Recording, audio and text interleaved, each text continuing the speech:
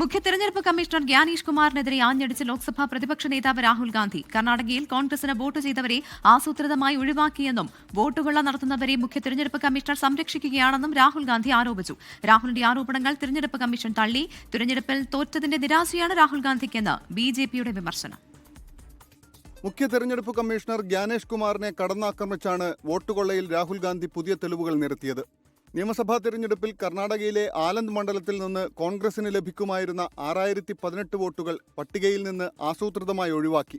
സംസ്ഥാനത്തിന് പുറത്തുനിന്ന് വിവിധ മൊബൈൽ ഫോൺ നമ്പറുകൾ ഉപയോഗിച്ച് പ്രത്യേക സോഫ്റ്റ്വെയറുകൾ ഉപയോഗിച്ചാണ് വോട്ടുകൾ നീക്കിയത്. മഹാരാഷ്ട്രയിലെ രാജുറായിൽ 6800-ലേറെ വ്യാജ വോട്ടർമാരെ കൂട്ടിച്ചേർത്തെന്ന ആരോപണവും രാഹുൽ ഗാന്ധി ഉന്നയിച്ചു. Whose numbers are these? How were they operated?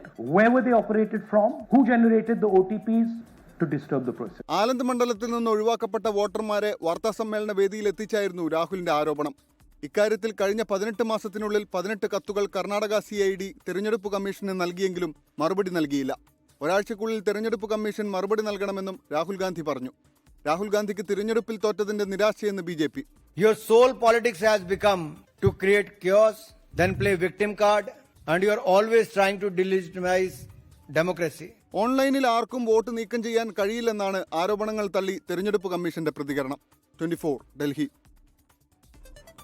ലോകത്തെവിടെയായാലും ഏത് സമയത്തും 24 വാർത്തകളും ഓഗ്മെന്റഡ് റിയാലിറ്റി പാക്കേജുകളും എക്സ്പ്ലെയിനറുകളും വിശദമായി കാണാൻ ഞങ്ങളുടെ യൂട്യൂബ് ചാനൽ നിങ്ങൾക്ക് സബ്സ്ക്രൈബ് ചെയ്യാം.